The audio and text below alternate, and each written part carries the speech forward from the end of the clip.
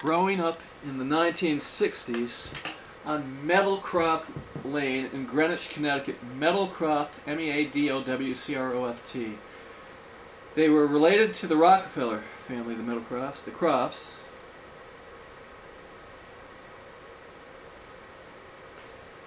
What you see here is Michael Routh having a swim lesson from his father, Jack Routh.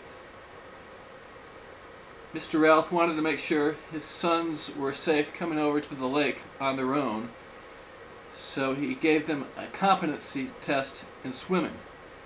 And there's Michael in the lake.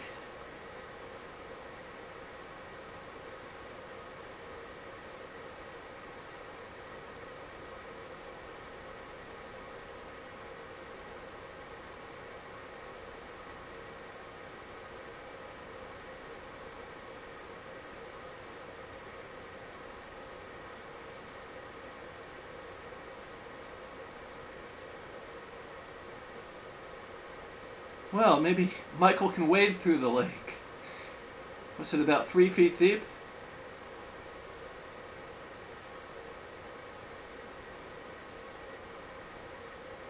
Okay, son, get back. Pretend you're swimming.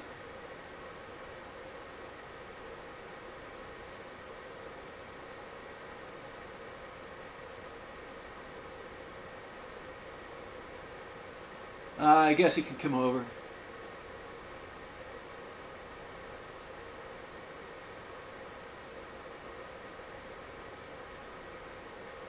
Well, maybe not.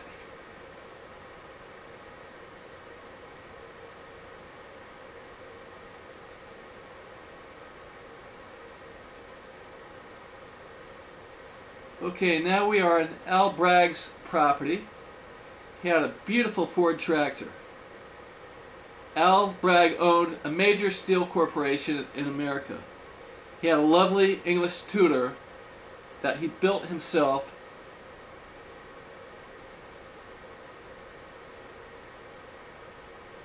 The support beams inside this Tudor were not made of wood, but they were made of steel from his company.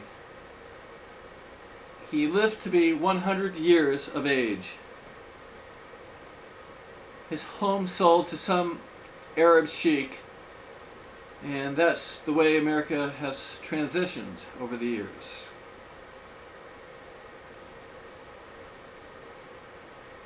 Al loved to spend most of his life in retirement just working on his property. He loved just mowing his grass. He had one gardener, caretaker, who worked for him. His name was Edward Abrahamson. But Al did at least 50% of the work himself. Al lived on a 5.5 acre estate on 2 lakes, 2 ponds.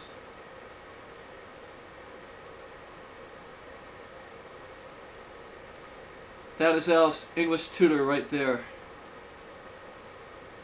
He had a helicopter that would land on his property, and one time he took myself and my family up for a ride above Greenwich, and we landed at the Round Hill Club in Greenwich, Connecticut. And then we returned later on back to his home.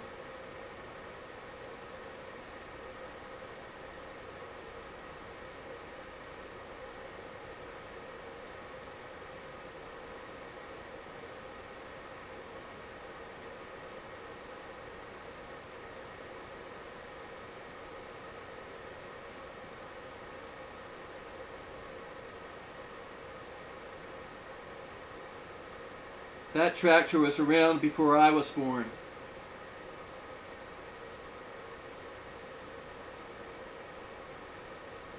A testimonial to the ingenuity of Ford at the time.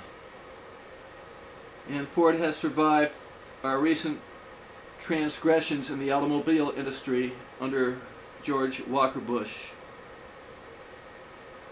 I don't believe we should have bailed them out, but that's another story altogether. We should not have bailed GM and Chrysler. We should have left Ford all the stronger without the two competing with Ford.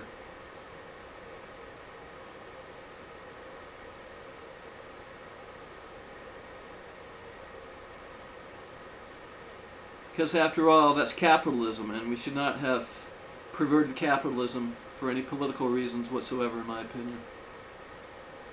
We have too many laws and too much political interventions in this country that's ruining the country.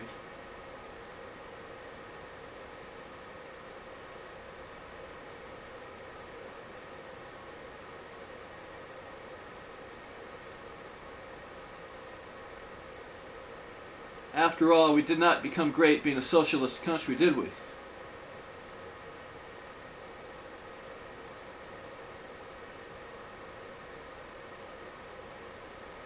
We can only stymie ourselves that way. We must be true and strong and true capitalists in order to achieve and to grow further somehow.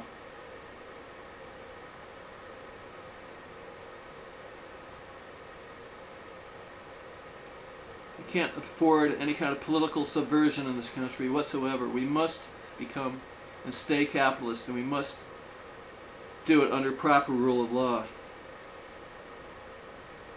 Such as this toy right here, invented through capitalism.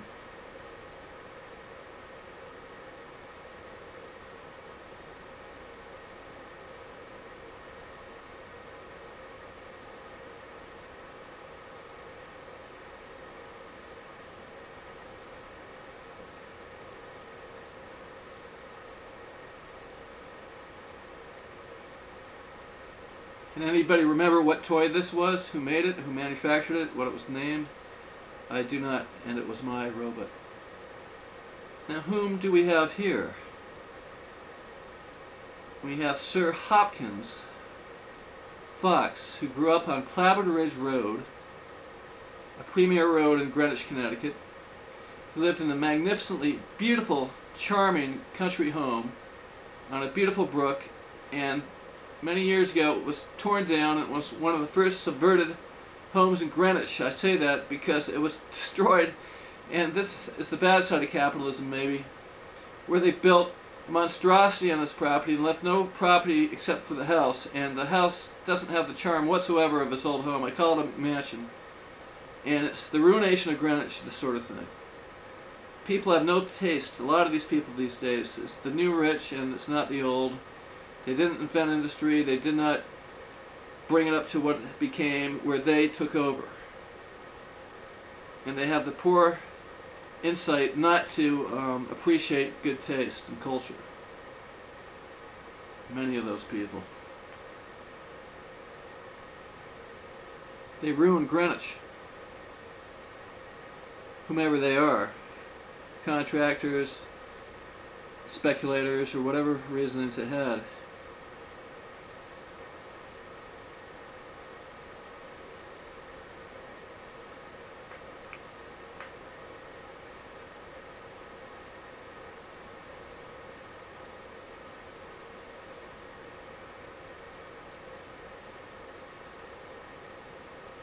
There's the true American kid. Alex